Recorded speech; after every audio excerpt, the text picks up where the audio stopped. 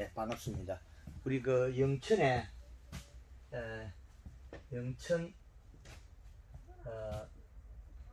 사과, 복숭아, 그 다음에 그 고추를 한다고요. 예, 고추.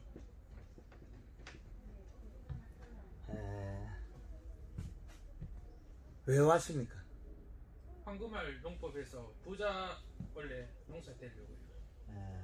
처음에 제일 첫 강의에 그게 했어요. 네. 부자 되는 방법. 그게 그 개발하고 첫 강의에 그게 있어요. 황금알 농법에서 부자 되는 문구가 들어있어요.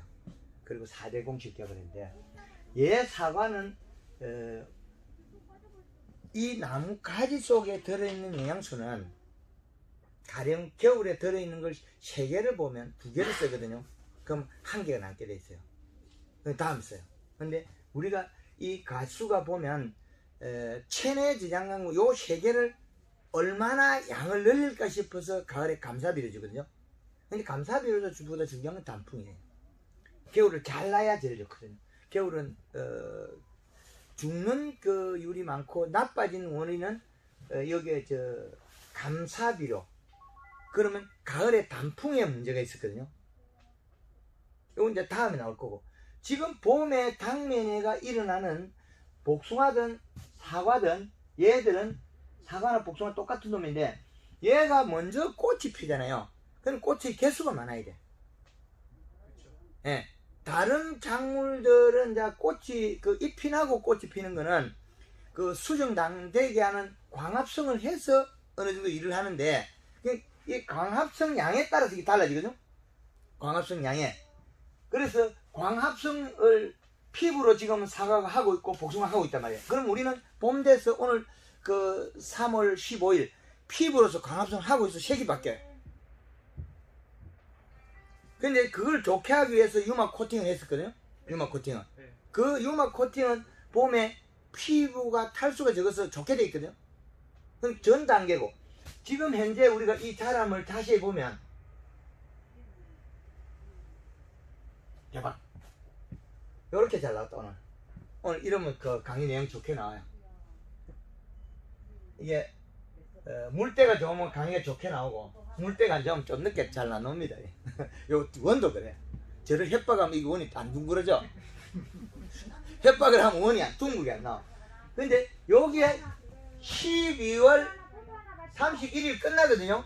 네. 6월 30일. 네. 그럼 이게 이제 요 숫자를 다시 해보면 우리가 사계절하고는 달력하고는 조금 달라요. 네. 자, 그러면 지금 우리가 지금 현재 와 있는 위치가 3월 그 15일 3월 중순에 와 있어요.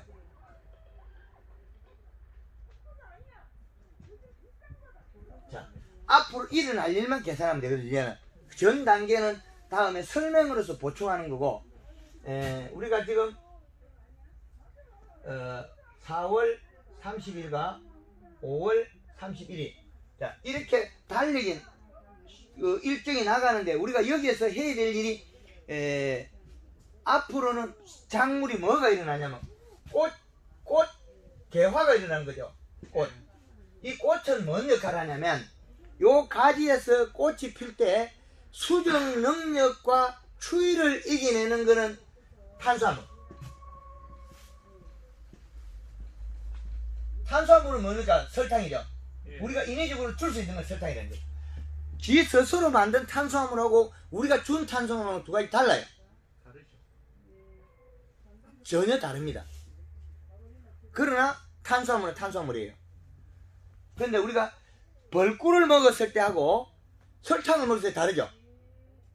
두 가지 다릅니다. 네. 몸에 미치는 양도 다르고 다 달라요. 벌꿀하고 설탕하고 다릅니다.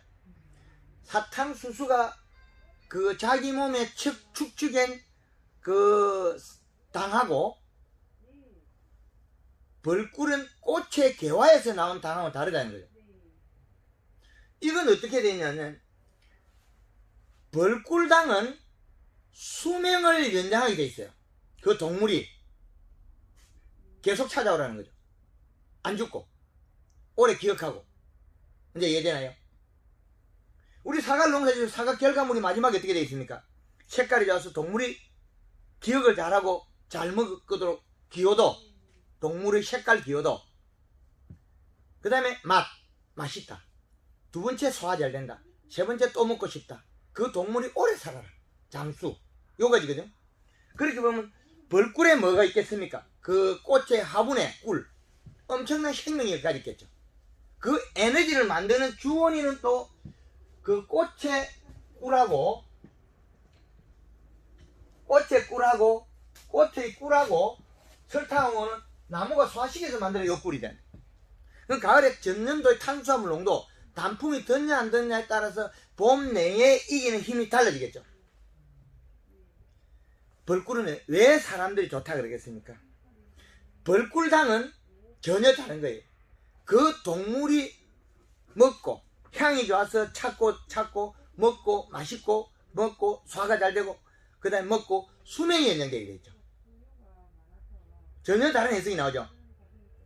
우리 사과가 역시 마찬가지로 색깔이 좋아서 동물의 기호도 색깔에 의해서 기억력을 잘하고 잘 찾아먹게 돼 있죠. 색깔이 좋아서.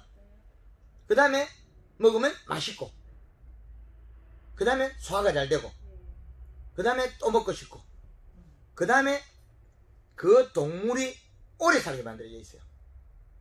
이제 이해가 되네요. 그래서 사과 좋은 걸 호평하는 그겁니다.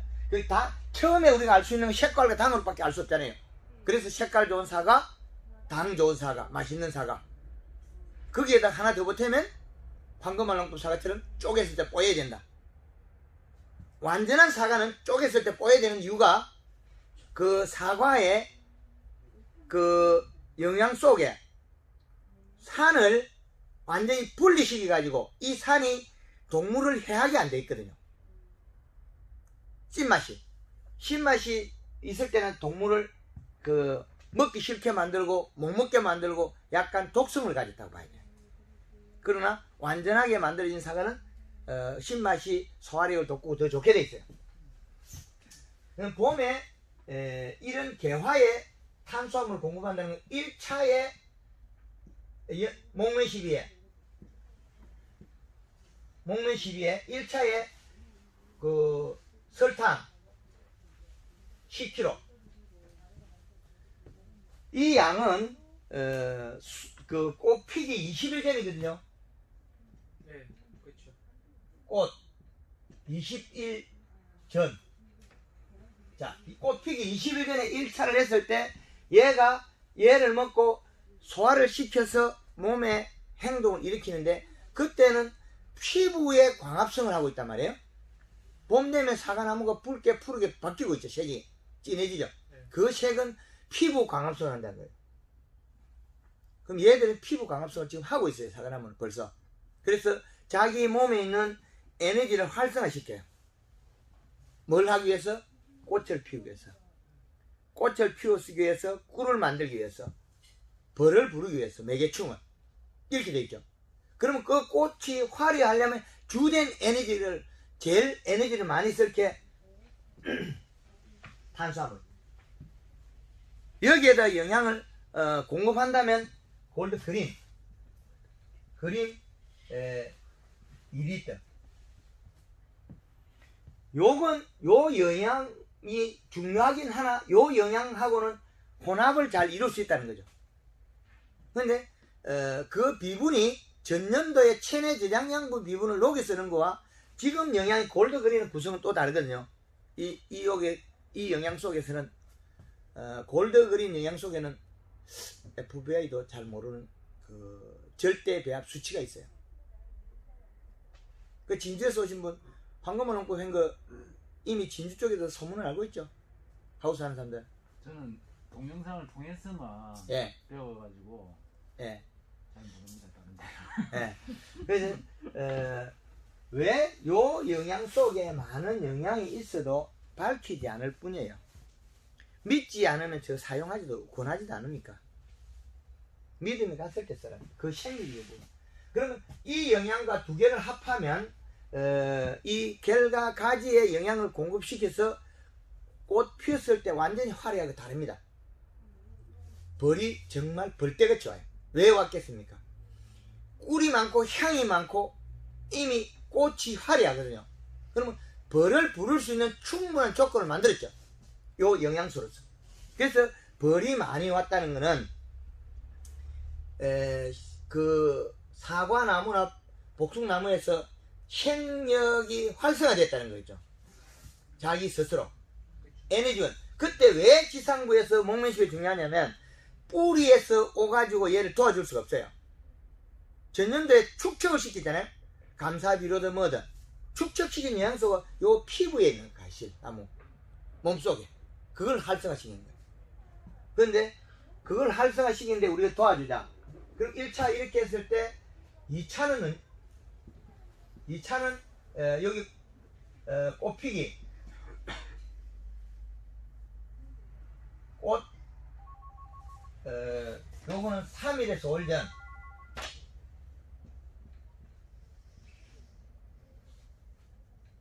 꽃피기 3 내지 5일 전에 설탕 5kg 골드그린 2리터 이게 그 꽃 피고 난 뒤에 당 함량 탄수화물 농도에 따라서 수정률이 달라지고 수정체가 이동하는 것도 달라진다는 거죠. 수정체 수정 영양소가 이동하는 게 달라져요. 이해됩니까? 수정 영양소가 이동하는 게 전혀 달라져요. 당 양 따라서. 그때 그 시기에 만약에 썰이나 냉해 피해가 얘를 가정했을 때 이길 수 있는 거죠. 똑같은 냉에서는 얘들 이겨놔요. 작년도에 우리가 그 사과밭에 사과가 봄 냉에 하나도 안 열었다 얘기하죠. 근데 맨나무 멀쩡하잖아요. 그렇죠. 맨날 멀쩡하잖아요. 멀쩡한 애들은 뭐가 달라지느냐? 전년도 단풍이 들어서 탄수화물 농도 축적량이 다르다는 거죠. 근데 우리가 한꺼번에 놓고 단풍을 들이라 그 피부를 보호하기 위해 코팅을 해라. 그 다음에 봄에 와서 먹는 쉬어야 돼. 그 사과를 갖다가 우리는 생산 목적이 경제적 그 수익 단계로 봤을 때 작은 거, 큰 거 나눠야죠. 다른 사람 다 큰 거 나오면 내가 작은 걸 만들어야 돼. 작은 게 비쌀 거니까. 다른 사람들 좀 작은 거 만들면 큰 걸 만들어 비싸게 받아야 돼요. 수치싸움에 보면 우리가 도마도 이마탱이 나왔잖아요. 결국 뭐가 나와요? 방울도 장기 나오잖아요. 사과가 이마탱이 나온 거 어때요? 작은 사과 나오죠. 미니 사과. 루비에스. 예. 근데 루비에스 속에서도 작은 거는 또 돈 안 주죠. 그 결국에는 그 종에서 최고 품질이 좋다는 거는 활성화 많이 된 거. 옷 크기 크고 잎이 컸을 때 크게 난다. 시장에 가서 호박 2개 무게나 1개 무게나 같다고 보면 큰 거 하나가 약 2배 값을 받을 수도 있거든요. 예, 그 말은 큰 거의 기호도 큰 걸 찾는 사람의 색깔과 맛을 우리가 월등히 낮기 때문에 좋다. 품질이. 그래서 큰 걸 찾아요. 그 대과를 피우는 과정에서 이 영양소를 먹었을 때 옷 크기가 크게 펴요. 근데 왜 크게 피냐면 꽃이 피려고 했을 때는 피려고 했을 뿐이지 핀 건 아니거든요. 그러면 그 과정에 영양이 전달되면 피는 과정에도 더 커요. 그래 그 늘어나고 그 다음에 이제 이렇게 개화가 일어난 요건 거리를 왜 약 15일간을 뗐냐면 영양 흡수 관계. 비가 왔을 때는 빠른 시간에 활성화되는데 비가 안 올 걸 대비해서 2번 정도 해놨는데 이거를 3번으로 늘리면 효과는 더 좋아집니다. 그 뭐냐면 하우스 딸기에 오늘 물 뿌리고 물에다가 설탕 섞어 설탕물 뿌리고 그 다음날 설탕물에다가 골드그린 섞어 뿌리거든. 그럼 매일 물 뿌리잖아요. 생산량이 30% 정수해버리거든. 장의 여인도 막아내고. 그래서 잎에 물을 뿌린다는 것은 피부에 물을 공급하는 생리 활성화 속도가 빨라요. 자, 이렇게 해서 이제 꽃이 피고 지고 이제 잎이 난다는 거죠. 자, 잎이 나면 우리는 어떤 행동을 해야 되는 거죠? 잎이 두껍게 만들어야지. 잎이 나올 때는 결정권을 가진 거는 체내 저장 양분 양의 두께가 나와요. 그럼 비가 오면 두께만큼 자라는 거예요. 고추밭에 물 뿌리면 잎 다 자라고 금방 다 피어버려요.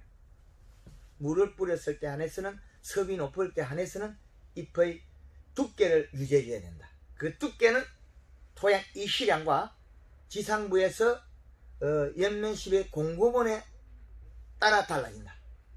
이해가 되나요? 그러면 잎을 나오는 면적, 그러면 아래까지와 지금 위에까지하고 가지 굵기가 달라요. 아래까지 가늘다 소리는 전년도에 초기에 연면십이 안에서 잎이 안 두꺼워져서 크기가 적고 잎이 두꺼워졌으면 내려갈 때 영향소로 잎에서 자, 이 가지라면 아래까지죠. 여기 연면십이 하면 위에 있는 가지나 아래에 있는 가지나 잎의 나는 시기나 꽃피는 시기는 며칠 차이가 없어요. 그런데 얘가 자라는 기간은 똑같이 달라요. 얘가 먼저 났으니까 크겠지. 그건 아니에요. 아래까지 늦게 나도록 잎이 늦게 나고 꽃이 늦게 피잖아요. 그럼 늦을 뿐이지 연면십이 공급원은 똑같다는 거죠. 얘가 먼저 먹고 자꾸 자라고 있을지 얘가 늦게 났기 때문에 성장판이 다 자란 건 아니죠. 늦게 자랐지만 계속 따라갈 수 있어요. 아주 딜레마거든요. 우리는 아래까지는 사과가 적고 복숭아 적잖아요. 황금을 놓고 이 두 개가 같아져요. 이렇게. 이 부분이 아주 중요한 얘기는 이 가지는 잎이 먼저 나오고 잎에서 만든 영양소를 빨리 뿌리를 보낼 뿐이고 요거는 며칠 늦은데 늦게 나왔지만 성장은 다인 건 아니다는 거죠. 그럼 연면십이 요 자기 면적만큼 먹고 자라요. 자기 면적만큼 먹고 자라면 어떻게 되냐. 결과치는 얘가 먼저 크고 멈추고는 지금 뒤 따라 올라와요. 연면십을 멈추지 않는다. 우리 계속 횟수를 계속 공급을 한다면 다 자라기 전에 계속 공급한다면 두께를 계속 유지하거든요. 두께 유지한 만큼 자란다는 거죠. 요 부분 정말 중요한 건데 이해됩니까? 늦게 났을 뿐이지 성장이 멈춘 게 아니라는 거죠. 이해되죠? 잎이 늦게 태어났을 뿐이지 가지가 가늘고 성장이 멈춘 건 아니다. 아주 중요하죠. 잎 두께가 두꺼워져서 결국에 위에 그 멈출 때 따라 큰다는 결론이죠. 조금 늦을 뿐이지. 그러면 결국엔 똑같게도 만들 수 있어요. 그러면 아래까지에만 우리가 연면시비하고 맹물 뿌리고 연면시비하고 맹물 뿌리고 그러면 얘가 이거보다 더 빨리 커요. 얘들은 결정권을 가진 게 별로 없어요. 잎이라는 자체가 흡수도 하고 자라기도 하고 누가 공급한 거는 관여를 안 해요. 누가 줬든지 말았든지 이거는 전혀 무관하게 해요. 내 스스로 자라야 되니까. 이제 답이 좀 풀리나요? 밀양에서 대추밭에 SS계 약을 뿌려버리면 우리 황금을 액비 뿌리면 아래쪽에 대추가 더 커요. 흡수량이 아래가 많잖아요. 그럼 우리가 사과가 상부의 것보다 아래쪽에 사과가 작은 게 일죠. 그렇죠. 맞죠. 그럼 SS계 밑에 많이 가잖아요. 그럼 아래 사과가 따라 커버려요. 액화가 아니라면. 이제 이해되나요? 요 부분이 핵심적인 부분이라고 할 수 있어요. 아래쪽 가지에서 상부와 같이 클 수 있다. 그죠? 그래서 우리가 생각하는 부분을 아주 면밀히 잘 해야 될 게 이 부분이에요. 아래까지도 위까지와 같이 키울 수 있다. 아래 사과도. 그거는 잎이 성장분이 남았을 때, 오물이 있을 때는 가지가 가는 거하고는 무관해요. 지금 자기가 가지고 있는 영양소 함량에 의해서 행동할 뿐이다. 요 4대 공식을 개발하고 할 때 연면십의 횟수를 늘려서 가는 가지에서 끝에 수는 더 굵게 나와버립니다. 가령 요게 가는 가지에서 끝에 수는 더 굵게 만들어. 왜? 스스로 자라기 때문에. 이제 이해되나요? 이걸 개발해내는 거예요. 가는 가지는 전년도의 체내 저장 양분에 불과하고 가지 굵기에 불과한 거지, 지금 성장을 하지 않았던, 성장을 하고 있는 잎에는 영양 공급원에 의해서 크기를 자랄 수 있다는 거죠. 공급원에서 성장분이 비례되게 되어 있거든요. 그러면 사과 같은 경우에는 뿌리에서 어릴 때는 영양 자기가 가지고 가는 요구도가 낮아요. 자기 영양을 가지고 있기 때문에 교류를 잘 안 한다 소리겠죠, 어릴 때는. 그럼 지상부 공급원이 지하부로 이동하는 양이 적다는 거죠. 그럼 우리가 공급원만큼 더 빨리 키울 수 있다는 거죠. 이제 이해되나요? 예. 요 부분만 잘 이해하면, 한국말 놓고 강의할 때 여기 3월달부터 시작해서 6월달 되면 강의 끝나버리죠, 거의. 여기에만 왜 집중하고 있느냐? 얘가 성장분이 남았을 때 성장을 시켜야 된다. 그 뿌리에서 오는 양하고 무관하다는 거죠. 예. 뿌리에서. 왜 뿌리에서 무관하냐면, 얘들은 뿌리가 아직 영양을 많이 필요하지 않지 않기 때문에, 사과가 크지도 않고 있기 때문에 영양분을 갖다가 소모량이 약하다는 거예요. 소모성이 얕다. 그래서 우리는 지상부에서 결정을 도리어 외부에서 영양 공급해서 얘 잎을 키워버린다. 요 부분이 아주 중요한 거거든요. 그래서 그러면 우리가 잎에다가 연면 시비를 했을 때 요 부분이거든요. 영양을 공급시켜서 얼마나 흡수시켜서 이동시킬 거냐, 요 방법이거든요. 이게 골드 그린 1.5리터에 설탕 3kg.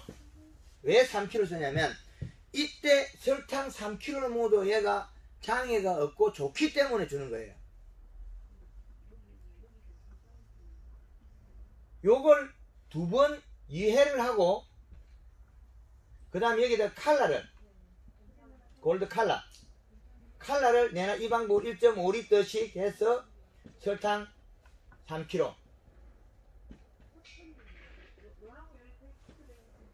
이렇게 해서 1회, 2회, 1회. 요렇게 공급시켜서 얘 영양소를 지속적으로 공급하는 거는, 얘가 또 칼슘이 들어있어요. 칼라 속에. 그린에 칼슘 없습니다. 요게 조합이 아주 맞고 잎이 잘 자라요. 근데 얼마간에 쓸 수 있냐면, 한번 치고 한번 살포하고 비가 안 올 때는 7일 정도 그래요. 7일. 그럼 7일 만에 살포할 수 있는데, 이 영양소를 비가 올 때는 횟수를 늘릴 수가 있어요. 이 B란 숫자. B는 전에도 살포할 수 있고 후에도 살포할 수 있어요. 이 말이 왜 그러냐면, 요거 2번 치는데 7일이 걸리는데, 비가 올 때는 더 빨라진다. 땡기죠, 날짜가. 비가 왔을 때는 이 비의 양에 따라서 잎의 수분 공급량만큼 빨리 잎이 자라버려요. 그럼 성장분이 없어졌을 때 우리는 어떻게 되겠습니까? 자람이 멈추겠죠.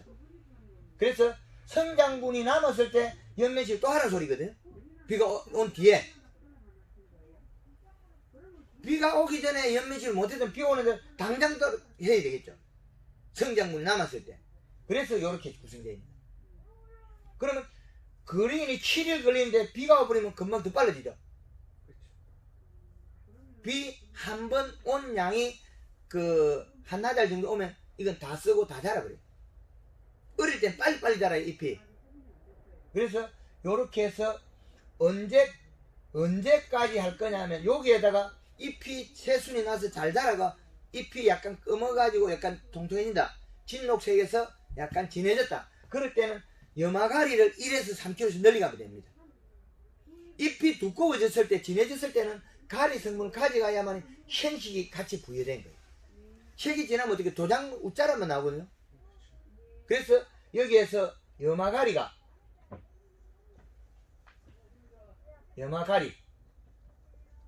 1에서 3kg 쓰는데, 이거는 가을까지 가리는 써요.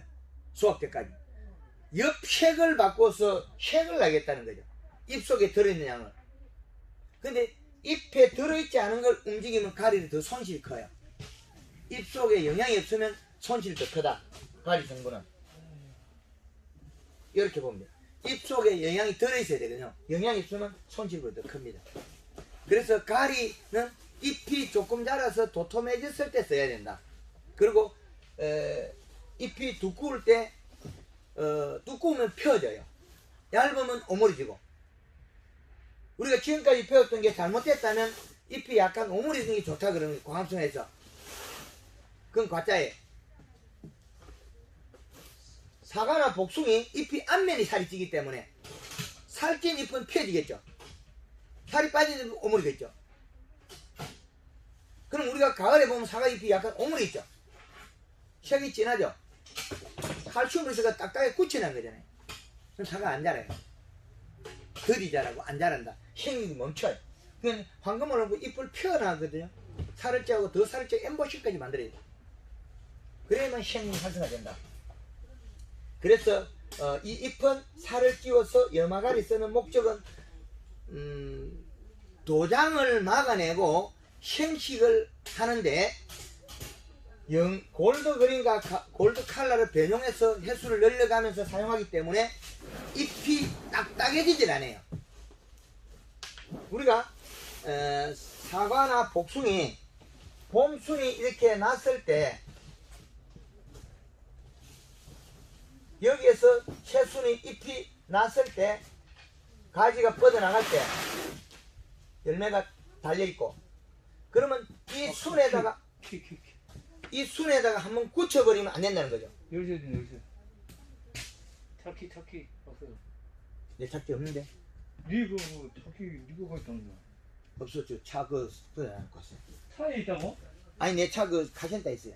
그래 그 터키가 없어서 안 된다니까.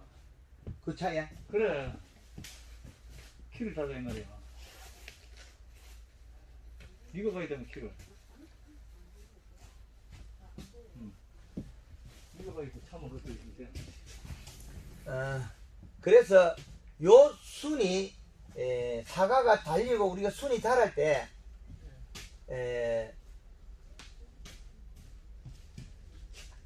인산가리나 이런 걸 살포해가지고 한 번씩 요 순을 줄인다고 그 살포하죠. 사과 억제를 시키잖아요. 근데 억제를 시키면 멈췄을 뿐이 요 영양소를 소비한 건 아니에요. 그걸 우리가 요 영양소를 소비하지 않았기 때문에 요 사과 가지를 보면 여기서 여기까지 멀죠. 여기 좁죠. 또 자랐잖아요. 그럼 여기가 또 멈췄죠. 멈춘 적이 없잖아요. 그죠? 왜 안 멈추겠습니까? 요 체내 저장 양분에서 자라려고 얘는 결정하고 있어요. 근데 절반을 좁히면 되지. 얘를 갖다가 우리는 억제를 시키면 멈출 것이다. 그렇지 않아요. 자라는 부분 자라요. 작게 자라야겠죠. 똑같이 자라요. 억제를 시키면 길이를 줄인 게 아니고 얘를 적게 만들었으니까 사과도 적어지고 그럼 요 봄순이 적으니까 도장지만 많이 나게 돼 있어요. 요 잎을 키우는데 절간을 좁히고 잎의 크기를 좁히면 되겠죠. 길이. 설탕을 쓰면 요 잎 길이가 줄어요. 잎 자루 좁아지고 요 절간이 좁아지고. 그런데 우리는 얘를 중간에 요 가지처럼 여기 한번 억제시키고 여기 한번 두 번씩 있단 말이에요. 그러면 요 길이가 작아지냐? 착각이 아니에요. 작아지지 않는다는 거죠. 왜? 요 성장분이 요 안에 몸속에 들어있기 때문에 계속 자라는 거예요. 약간 멈췄다가 자라고 멈췄다가 자라고. 나쁘게 한 거죠. 그럼 설탕을 써서 중간을 좁히고 잎 길이를 좁히고 살구나무 잎을 둥글게 만들면 되거든. 그럼 전체 표면을 줄인 거예요. 기름기를 줄일 수 있지 전체를 줄일 수 있는 방법은 없어요. 나랑노네 벼가 비료를 많이 줘서 웃자랐다. 그랬다. 그러죠? 그럼 우리가 규산이나 억제제를 치잖아요. 멈추었다가 다시 그 비료를 먹고 자라가 또다시 자빠져요. 그럼 똑같죠? 그럼 그러면 규산을 치는이나 억제제를 칠 게 아니고 변원에 설탕을 써서 영양을 줘서 뿌리에 비료를 먹고 더 건강해지면 되죠.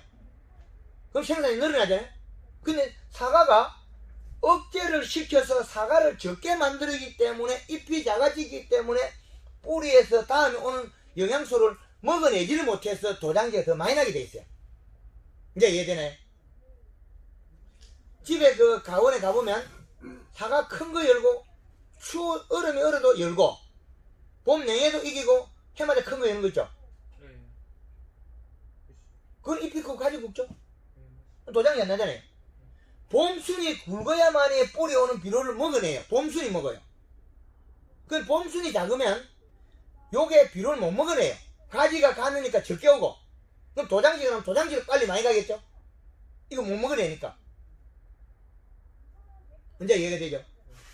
우리는 억제를 시켜서 가지를 좁힌다 그런 게 실질적으로 봄순을 적게 만들고 길게 만들고, 이거는 영양 에너지 소비를 못해요. 굵고 짧게 만들어야 되죠. 근데 이건 우리는 반대로 했죠. 장애를 줘서 마치 좋은 양 해석을 한 거죠. 황금을 놓고 해석하면 엄청 실이 잘못한 거죠. 사과 가지 안 가졌죠. 네, 안 가져왔어요. 그러면 지금 본인이 만든 사과는 전부 납작납작하잖아요. 네, 맞아요. 이게 왜 이래 납작할까요? 억제를 시키가 종이 안 자랐죠. 네. 납작이 사과잖아요. 그럼 열심히 했겠죠. 가을에 또 열심히 해가지고 사과 잘 맛있게는 만들었어요. 꼼꼼히 벌어졌다. 그러면 이 사과의 색이 원색이 참 향과 같은 원색이 나왔어요. 향이 나와요. 잘 만들었기 때문에. 후기만 초기에는 억제를 시기가 나쁘게만 했고 후기에는 좋게 했다는 거죠. 그 뭐냐면 봄순이 못 자라게만 한 거죠. 봄순이 못 자라게 했으면 어떻게 도장지가 많이 나겠죠. 그죠? 봄순이 영양을 못 먹어내니까 도장지가 많이 난다. 그거는 과실의 집, 영양이 들어오신 집, 종방향 길이가 자르다. 자, 이 가가 삐뚤어졌죠? 그렇죠? 그 삐뚤음이는 뭐냐? 탄수화물 농도가 낮다. 설탕이 적다는 거죠. 전년도에 단풍이 제대로 안 들었다는 결론이고, 예. 그럼 이 사과 하나 들고도 해석이 다 가능하죠? 그럼 우리가 한 게 이 밭이 평지에 썰이 많이 오는데 있을 수도 있어요. 이 밭 자체가. 예. 봄순에 썰이를 많이 맞기 때문에 얘들은 잎이 봄순이 나와서 냉을 먹기 때문에 잘 안 자라게 돼 있어요.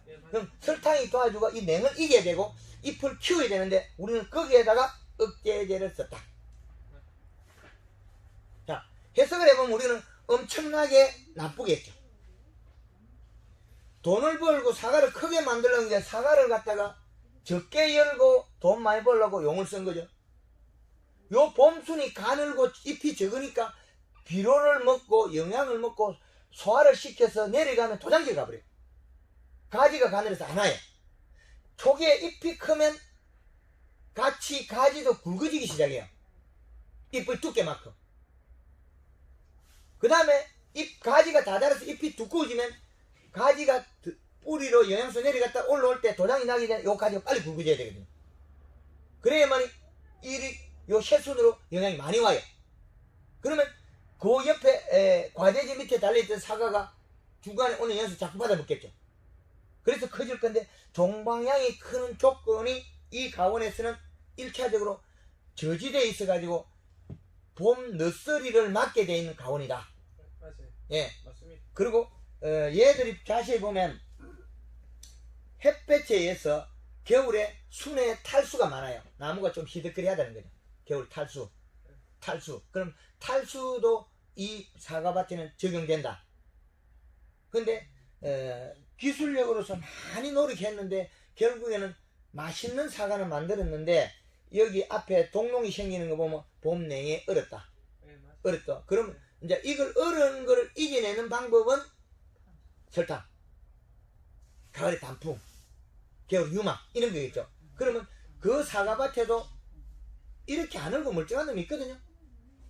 큰 게. 네, 있어요. 그거에 그 나무를 원재로 삼아서 우리는 만들자.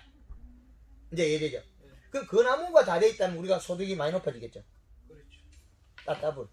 따따블. 요거하고는 그거하고는 요거 두 개를 팔아도 그 한 상자 값이 잘 안 돼요. 그렇죠. 그러면 얘를 갖다 키워버리면 어떻게 되겠습니까? 4배 소득이 되겠죠. 얘 하나를 키워버리면 4배 소득이 돼요. 똑같은 양이. 왜 그냥 키로도 늘어나고 돈도 늘어나고 다 늘어나니까. 그게 지금의 우리가 소득을 따따블까지 가능하다. 황금어농법 하면 커서 문제가 되는 일이 벌어진다. 대과가 돼서. 그럼 대과를 갖다가 조금 싸게 팔아도 개수를 적게 줬잖아요. 그렇죠.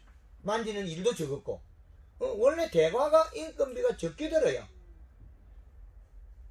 뭐 열 몇 개만 하면 한 상자 되니까 키로를 계산하면 우리가 적게 주고 돈 많이 받는 거거든요. 근데 우리는 어떻게 해? 큰 거 조금 줬다가 일 작게 하고 인건비 적게 들여놨고 돈은 많이 받으려고 그러거든요. 원가는 적게 들었어요. 한 박스에 키로 적게 들어가니까. 개수가 적게 들어가니까. 키로는 같더라도 개수가 적게 들거든요. 그럼 대과가 생산 원가가 적게 들어요. 근데 따는 개수 인건비에 비례해서 연면 시비를 대체하면 뭐 그래도 큰 게 생산량이 많고 좋죠. 그래서 초기 연면 시비에 도와줘야 되는데 또 도와줘야 될 거 우리는 어떻게 해요? 하지 마라 좋은 거죠. 그럼 잎이 작아지고 가지가 가늘어지고 그러면 사과도 종방에 안 길어지고 굳어버리죠. 예, 맞습니다. 예, 이 구조를 했는데 이 사과를 자세히 보면 클 수 있는 기본은 됐어요. 요 규계가. 요 길이가 짧은 뿌린 거죠. 그렇죠. 근데 요 길이는 왜 이렇게 정해져 버리냐면 요게 좀 뒤쪽에도 약간 어렵거든요. 꽃이 요렇게 피거든요. 예. 요렇게 피는데 여기도 거칠거칠하고 예. 동룡 있고 여기도 있단 말이에요. 그럼 이 나무 전체가 얼어버렸어요. 잘 안 자는 조건 1차적으로 있어요. 그러나 여기 보면 요렇게 가늘죠. 예. 그럼 중간 층에 영양을 써서 억제를 시켜놔서 영양 안 줘버린 거예요. 억제를 시키고. 그럼 토양이 비로도 적은 거예요. 이건. 비로 이시도 낮다. 우리가 연면식 억제했더라도 비로가 많으면 지금으로 좀 컸긴데 그것도 안 됐잖아요. 여기 오므려졌잖아요. 요 끝이 요렇게 짜버리. 전자 사과가 큰 것처럼 하면 요쪽 끝이 요렇게 짜버려졌거든요. 요게. 왜 그러냐면 그 중간에 여기 잎이 두꺼워지가 약간 클 수 있는 시기에 비로가 너무 낮아서 요것도 안 굵어졌어요. 요 가지가 잎이 두꺼워지지 않고 도당기면 뻗어버려요. 아주 애매하죠. 처음에는 못 크게 만들었다가 가을에는 사과 키우려고 용을 쓴 거죠. 근데 요 중간층에 6월달 7월달 사이에는 얘가 별로 먹은 게 없어요. 그럼 사과 예쁠 데가 없다는 거죠. 그럼 8, 9월달 가서 이제 열심히 이제 생내려고 영양 먹었겠죠. 그게 컸는데 여기 가늘죠. 여기 여름에 큰 게 없으니까 요렇게 사각으로 돼야 되는데 여름에 큰 게 없잖아요.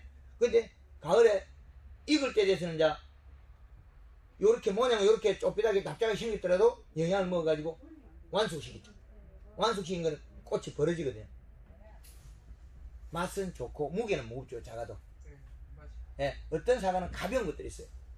그거는 가을에 여기 안 색만 그 꾸버 햇빛의 꾸버가 색만 내고 여기 안 벌어졌어요. 그런 사과 정말 맛없어요. 색은 내더라도. 앞으로는 소비자한테 가짜 사과를 만들어주면 소비자가 안 먹어요. 소비자가 지금은 사과를 어째 먹고 있지만은 조금만 더 소비자가 알아버리면 황금어농법 한 사과 몇 번 먹고 나면 사과 이거 줘도 안 먹어요. 왜 안 먹는지 압니까? 몸이 알아버려요. 아, 맛있는 사과 알아버리니까 그 외의 것들을 먹으면 약간 어째 그래야 돼? 먹기 싫다는 느낌. 왜 그래? 먹기 싫다는 자체는 신맛하고 이런 것들이 내 몸에 해한다고 땡기는 맛이 있어요. 끌림. 또 먹고 싶은 마음이 끌림이 없어져 버려요. 먼저 먹어본 맛에서 우리는 좋은 게 내 몸에 좋고 그걸 알아버렸기 때문에. 근데 이 사과는 사먹은 사람 잘 사먹게 돼 있어요. 예, 맞아요. 끌림이 있다는. 끌림이 있고 내 몸에 좋다는 걸 이미 육감을 알아버려요. 근데 그건 잘 돼 있으나 문제는 봄에 요 방법이 잘못돼서 생산이 감소했다. 비로도 적다. 예, 비로도 적다. 이래 잡거든요. 그러면 초기 연면 시비에서 이 목적을 계속 우리가 오늘 골드 그린에다가 설탕 3kg 연면 시비하고 또 뭐 쿨러를 하든지 그 미세살수나 아까 물을 뿌리든지 해서 또 연면식 할 수 있는 날짜를 땡기든지 당겨서 하든지 그 방법이죠. 비가 올 때 하늘용하는 거 골드그린, 비나 아니면 7일 지나서 또 골드그린, 그 다음에 한 비가 오거나 이제 골드 칼라, 이거 반복에 사용하는 거죠. 그 이렇게 사용했을 때 여기에 들어있는 비료가 1.0이 제일 좋더라. 왜? 이거 찾아봤거든. 1.0의 일시량. 일시량은 1.0이 제일 좋더라. 찾아온 거예요.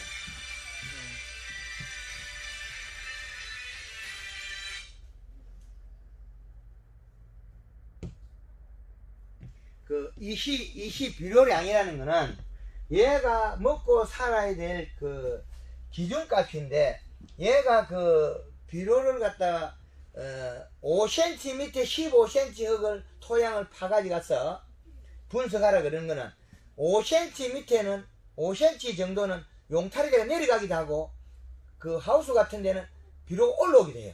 건조되면서. 그래서 5cm를 걷어내고 유기물 함량하고 요걸 자세히 조사해보면 5cm에서 한 15cm, 20cm 내외 여기가 비료 척경이 제일 많아요. 안정적이라는 거죠. 그래서 우리가 15cm 흙 파가지고 유기물하고 이런 게 그 균형이 안 맞아서 우리가 그 조사했을 때 데이터가 안 맞아요. 토양 시료를 떠서 기술센터 가져갈 때 그 비료량이라는 거죠. 그래서 분석해서 어떤 게 많고 작고를 결정이 되고 나면 그 양에 비례해서 공급하는데, 그 우리가 100평에 한 포가 미치는 양은, 비료 한 포 20kg 미치는 양은 0.8의 이시라는 거죠. 0.8. 0.8의 이시 기준값을 잡아놓고 우리가 어느 정도 공급하면 이게 아주 유리하겠죠. 그 전년도에 김천의 짠돌이가 9월 5일에 비료를 갖다가 200평의 사과밭에 유한 한 포, 단 한 번에 한 포. 우리 사장님한테 작년에 내가 무턱대고 비료를 그렇게 하락하면 이해 못하겠죠. 대부분 사과 색이 안 난다 하거든요. 농가들이 그렇게 해버리면은. 그렇죠. 그래서 비료를 안 하더라고요. 그렇죠. 사장님 말씀대로 하락하면은 첫째는 사과 색이 안 난다. 그래 비료 못 하겠다. 대부분 그 소리 합니다. 그 말은 어떻게 하냐, 기존값의 비료를 가지고 있고 잎이 이 비료를 소화를 시켜야 되는데, 이 비료를 소화를 시키는 건 누가 속하냐면 염화가리가 소화를 하고 있거든요. 그렇죠. 잎이 진청색이면 두껍고 진하거든요. 진하면 펴져요. 아까 청색이 진해지면, 진청색이면 염화가리 쓰라 그랬잖아요. 봄에도. 그럼 가을에 역시 잎이 펴져 있는 상태에서, 그러면 가을에 잎이 펴져가 살이 쪄 있으면 잎 자루가 바짝바짝 서요. 그럼 잎이 누운 게 없다는 거죠. 그러면 잎 작업하고 잎 가릴 것도 몇 장 없어요. 잎을 거의 가리지 마라 그러거든요. 잎 따는 거, 저격하는 거. 예. 땅에 어쩌다가 붙은 것만 저격하지, 그러면 그 외에는 하지 마라 그래요. 근데 우리 일반적으로 햇볕에서 사과를 굽어서 익히려 그러잖아. 그렇죠. 그건 맛이 없어요. 못 먹어요. 그럼 잎을 따버리면 그 순간부터 한 20일 정도는 내려갔던 영양소를 뿌리가 이런에 올라와요. 그 이후부터는 잎에서 내려가는 양이 적어서 현격하게 사과의 행동이 줄어들어요. 일을 안 해. 잎에서 내려가서 뿌리가 활동할 건데, 잎에서 내려가는 영향이 없으니까 활동을 멈추겠죠. 그죠? 그렇죠. 예, 그래서 잎 속에서 잎을 많이 저격을 해버리면 안 자라는 원인이 그거예요. 우리는 저격을 하는 게 마치 이거는 하나의 사과의 예술 작품을 만들기 맛있고 빨갛고, 그건 결국 어떻게 되는 거야? 맛없고 빨갛고 안 크게 한다. 그죠? 그리고 8월 말경에 이 도장지 따를 때 있죠. 예. 이 도장지도 너무 많이 잘라가 영판 분재나무에 사과 열리 나는 것처럼 해서 많이 있죠. 예. 빨갛게 사과만 예. 반질반질하게. 야, 저 집에 이파리 안 떼도 된다. 너무 햇볕 잘 들어가서 꽝이. 이 도장지를 너무 많이 잘라버리면 사과가 20일 동안 커도 절대 안 커요. 왜? 도장지의 에너지로서 뿌리로 이동한 광합성 양이었는데, 산물이었는데, 사과 이런 데 사실 가진 사실 때문에, 잠깐만요. 그럼 도장지가, 이건 못 크게 했으니 작아졌겠죠? 그럼 도장지 면적이 큰단 말이에요. 못 크게 보면 억지로 쓰기면 여기 잘 안 크잖아요? 그런데 도장지가 크단 말이에요. 그럼 도장지를 조금 남겨놔야지. 한 30cm 정도, 20cm, 30cm 남겨가 잎을 확보해야지. 말끔하게 자른 사람들 보면 사과 크다가 안 커요. 그대로 빨갛게 동글동글해져 버려요. 그렇죠. 그것도 맛도 없어요. 햇볕에 굽어서 익히는 거. 그런 건 앞으로 소비자가 달아놔야 도망가 버려요. 제주도 밀감 색깔이 안 좋아서 안 먹는 게 아니거든요. 그 제주도 밀감을 골드 칼라 두 번 칠하면 맛있어서 다 잘 먹어요. 밀감이 집에 사다 놔도 말라서 말아지면 썩질 않아요. 이야기가 달라지죠. 한국은 밀감이 갖다 놓으면, 박스 갖다 놓으면 썩질 않아요. 말라서 안 썩어요. 오돌이 밀감이 돼요. 껍질이 오돌오돌해지면서. 요게 제주도 밀감이잖아요. 아직. 여기 있잖아요. 달릴 때 안 썩죠? 안 썩겠지. 사람들이 따먹어서 그렇지. 이 얼음을 밀감 제가 이렇게 만들어 놨을 때지. 그래서 지금 우리가 봄에 연면 시비가 하는 역할이 잎을 성장시키고 살을 찌운다는. 성장은 누가 시키는? 시간과 함수량. 자기 스스로 성장하거든. 대사작용에서. 그럼 잎을 살을 계속 찌워줄 수 있는 방법밖에 없다는 거죠. 근데 잎을 살을 찌가 잎이 두꺼워져야만이 뿌리가 활동하는 거죠. 뿌리는 전년도에 낙엽과 함께 내려오던 영소가 소진하면 뿌리가 안 자라요. 멈춰요. 뿌리가 멈추고 난 다음에 남아있는 거는 그 체내 저장양분 먼저 올라갔다 있는 영양분이겠죠. 근데 영장이 올라갔을 뿐이지 완전하게 소화를 못 시켜가 잎이 얼어서 떨어졌다면 이 영양소는 비료분이지 탄수화물 저장 축적이 아니라는 거죠. 탄수화물이 축적이 안 된 걸 보면 문제가 일어나거든요. 탄수화물. 그래서 탄수화물 축적이 많이 돼야 된다. 그런 게 있죠. 그래서 우리가 봄에 하는 일은 이 과실을 키우기 위한 목적이 있는데 그 목적을 좋게 하는 방법을 활용해야 되는데 지금의 우리나라의 사과의 재배 거의 프로그램들이 보면 봄순이 나서 자랄 때 억제를 시켜서 봄순의 잎의 크기를 줄였다는 거예요. 연면적을. 근데 가지 길이 준 건 하나도 없어요. 근데 한 마디가 조금 줄었는데 잎이 더 적어졌겠죠. 그럼 굉장히 손실 엄청나게 발생한 거예요. 그럼 사과는 적고 잎이 가늘게 커 있다. 그럼 봄에 이를 적게 하도록 만들어냈다는 거죠. 이게 아주 딜레마거든. 이걸 누가 만들었는지 참 희한하게 만들었어. 전체를 경제적 손실을 일으키고 생산량을 감소하는 거거든요. 도장지만 많이 나게 만들고. 누가 만들었는지 이런 어떻게 발상을 했을까 최소한. 이게 우리나라의 농업 행 주소예요. 이게 우리나라의 농업 행 주소라고. 현실이라고. 참 제가 한금을 놓고 개발하고 해서 보니까 기가 막힐 노릇이죠. 어떤 이런 기가 막힌 농법을 얼마나 무지했으면 이걸 만들어냈겠느냐. 그죠?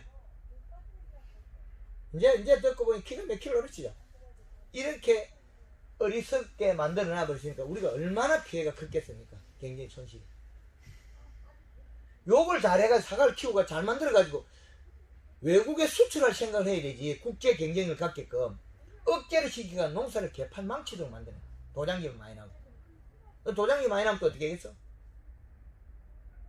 비군이 많다고 또 비료 주지 말겠죠. 도장기가 많이 나는 게 비료가 적은 거예요. 시간이 가면. 요 순이 요게 조금 나면서 여기 굵어지면 내년에 서서히 풀려요. 이 시가 맞으면 아무리 농사 못 짓는 사람이 지어도 자꾸 좋아지게 돼 있어요. 이 비료량이 맞으면 천천히 좋아져 버려요. 전쟁만 잘하면. 혹시 사과가 안 내려가 웃자라 나무도 있거든. 그 가지를 눕혀놓으면 되거든. 눕혀놓고 면적만큼 눕혀놓으면 그게 또 풀려요. 그럼 사과가 안 내려가고 웃자란 나무에 가면 비료를 다 먹고 없어요. 가지를 높여주고 비료를 더 많이 줘야 돼. 그 홍로 사과가 하나도 안 내려고 훅 자란 나무 이렇게 굵은 게 있거든요. 그 나무에 가보면 비료 다 먹고 없어요. 사과 많이 달린 나무 비료 적게 먹어요. 왜 적게 먹냐면 잎에서 영양을 뿌리로 갖다가 올 때 사과가 먹고 잎이 먹을 게 적죠. 그럼 잎에서 뿌리로 내려가는 양이 적잖아요. 그럼 뿌리가 적게 일을 해요. 그럼 우리는 사과 많이 달리면 비료 많이 먹고 사과 안 달린 나무 비료 적게 먹을 거야. 사과가 안 달린 나무는 비료 더 잘 먹어요. 많이 먹어요. 열매가 중간에 다 먹으면 지 잎만 먹으면 되거든. 잎하고 가지가 먹으니까 그 영양소 이동량이 많잖아. 내려가는 양이. 사과가 중간에 안 먹어서 그렇다. 그래서 사과가 착가량이 많으면 이 시량을 더 높여줘야 돼. 더 높이면은 이 시량은 얼마까지 더 높여요? 예를 들어서 이야기하면 1.0 기준에서 사과가 많이 달렸다. 예, 그게 가을의 수치는 좀 맞아야 되거든요. 그래도 네. 예, 그렇게 한다면 이제 영양에서 우리 그 초보자를 우리 최영수 회장님이 지도했거든요. 이 시가 보면 1.8 아무것도 안 준 상태에서 비료 주지 마라, 비료 주지 마라, 비료 주지 마라 가을까지. 가을에 이 시가 0.5에서 0.8 연면시배라, 연면시배, 연면시배라. 사과 제일 크고 제일 좋은 거 제일 빨리 땄어요. 초기에 이 시가 놓고 후기에 약간 줄어들면 되겠죠. 그죠? 그리고 또 장수에서 사과를 수확 다 하고 사과밭에 가서 조사를 해보니까 밭이 이렇게 위에 약간 맥골이 편편하고 약간 기울었어요. 그쪽 이 시가 얼마냐? 위에 편편한 서너골 그 자체에서 이 시가 1.0이에요. 그럼 아래쪽으로 내려가면 0.3, 0.5가 나와요. 근데 제위에 요 사과를 그 집 농가들 보고 사모님 제위에 세골 이게 사과 제일 좋다 이러니까 주인이 뭐라겠습니까? 우리 집 사과밭에 와봤네? 안 가봤다고. 거기에는 해마다 사과 좋다 이거야. 그 데이터 합리적이죠. 그래서 그 데이터를 합리화시키는 이 방법. 이 시가 0.3이나 제로 같은 경우 연면시비 하고 나면 잎이 두꺼워지가 사과 색이 났다가 금방 또 나빠지고 또 나빠지고 이래요. 왜 그렇게 했습니까? 뿌리에서 가져올 게 없어서 그래요. 가을에도 이 시는 있어야 된다는 거예요. 이제 이해되죠? 예. 근데 이 시를 높이라 그러면 사람들이 반감을 가져요. 근데 사실은 1.0의 평균치가 연중 가지고 있어야 제일 좋다는 결론이거든. 그러면 체내 저장량은 확보되면서 단풍만 들리면 되니까. 그러면 사과가 익어갈 때 옆 10줄만 노래면 되거든. 예. 그럼 수확 뒤에 연면시가 시간 충분히 남았는데 썰이 오기 전에 다 따야 되거든. 그럼 썰이 오도 우리는 못 딴다는 결론이죠. 그렇게 되면 잎 속에 탄수화물이나 영양소가 많이 가진 상태에 펴져 있거든. 펴진 상태에서 골드 칼라와 염화가리가 들어가서 잎색만 노랗게 만듭니다. 힘줄이 노래지고 색이 약간 노란빛처럼 펴져 있어야 된다. 오므려지면 잎 두께가 얇다. 사과가 안 자란다. 그래서 초기 연면 시비는 언제까지 하느냐? 7월 중순까지. 이게 만생자궁 사과에서 전반기와